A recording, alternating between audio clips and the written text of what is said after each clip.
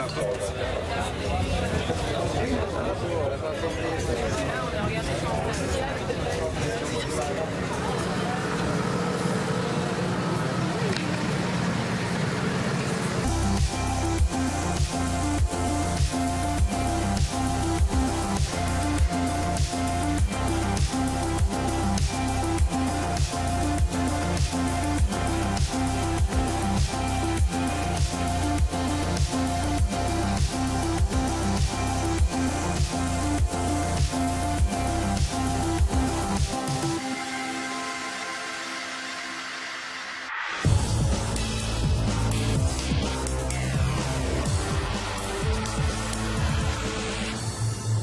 Bonsoir et bienvenue sur BFM Paris. Opération de police terminée dans le quartier de la Samaritaine. Le périmètre de sécurité est levé. La circulation rouverte aux automobilistes et aux piétons. Tout de suite, les titres de l'actualité.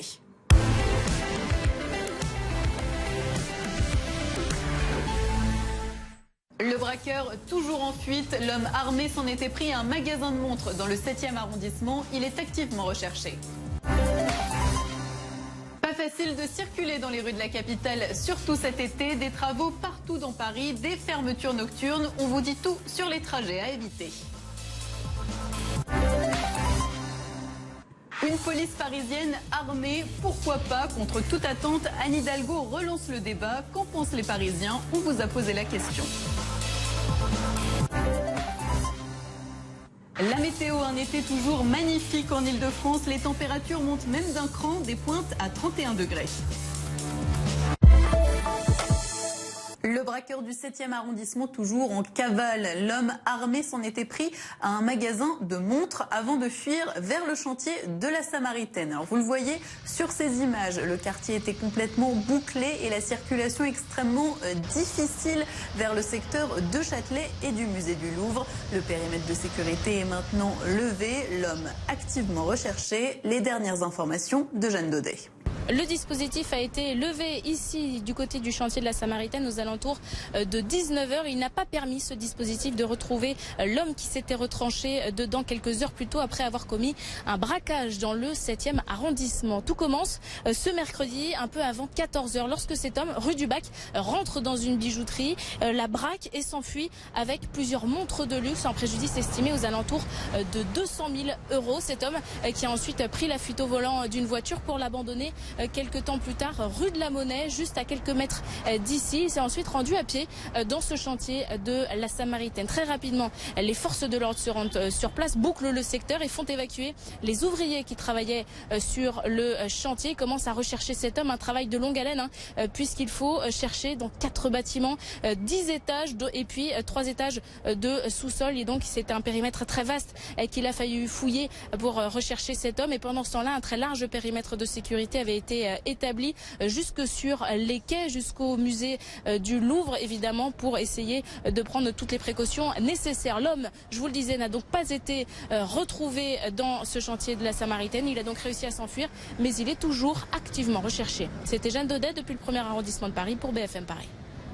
Moi j'étais sur l'échafaudage, il est passé juste à côté de moi, enfin en bas là, et du coup un homme de 35 ans à peu près, avec un sac à dos, et puis armé, et puis il courait quoi. Il est arrivé avec un kangou, et donc il a tapé une barrière, ça l'a arrêté, il était suivi par la police, il a quitté son véhicule, il s'est infiltré dans le chantier avec les portes ouvertes, et donc du coup, prétextant qu'il avait oublié quelque chose. Alors du coup, on ne savait plus trop si c'était la police ou si c'était... Et donc il s'est infiltré et après ils l'ont poursuivi dedans. Autre titre de l'actualité, les travaux dans le 1er arrondissement. On vous en a souvent parlé. Cet été, la rue de Rivoli poursuit sa transformation. Les zones à éviter avec Louis Pezzoli.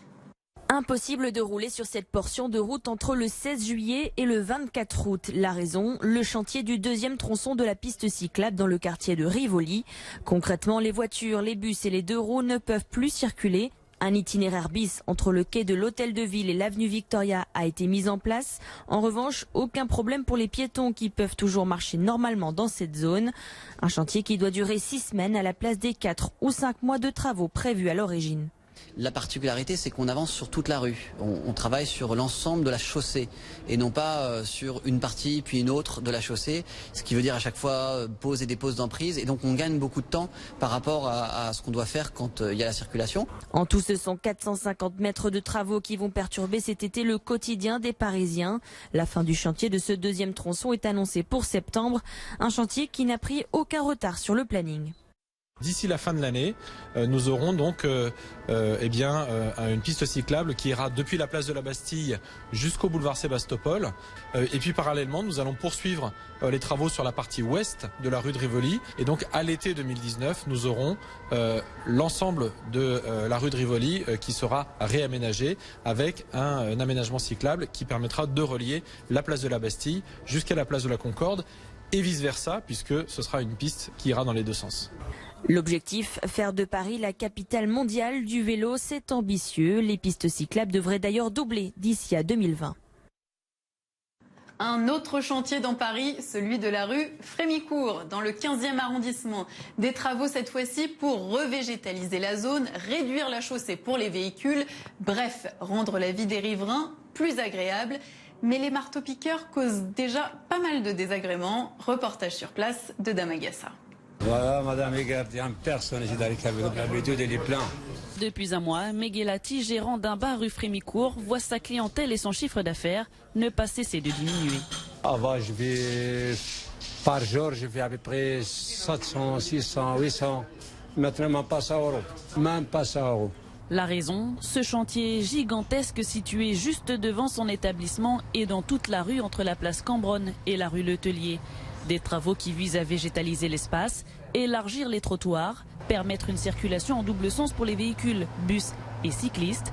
Des travaux contraignants pour certains riverains. C'est le bruit, c'est la poussière, mais surtout c'est difficile, surtout avec la poussette, c'est difficile de passer déjà le rond-point.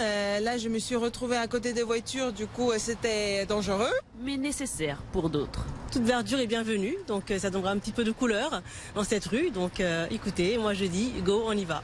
Même enthousiasme chez les conducteurs de deux roues qui auront davantage d'emplacement après ces travaux, tout le contraire des automobilistes. Nous ne pourrons plus nous garer comme on le faisait avant en épi pour aller chez le teinturier ou des choses comme ceci. Des automobilistes qui doivent déjà prendre leur mal en patience. Depuis le début du chantier, seule une voie est ouverte à la circulation. C'est vrai que c'est toujours bouché par ici depuis un mois. Il est temps de partir en vacances. Les travaux seront alors presque terminés. La fin du chantier est prévue pour le 1er octobre prochain. N'hésitez pas à consulter notre application BFM Paris pour suivre l'état du trafic en temps réel. Et pour les fermetures nocturnes, attention, jusqu'à 6 h du matin. Évitez le boulevard périphérique intérieur en direction de Paris, entre Gentilly et Porte Dauphine, la N486.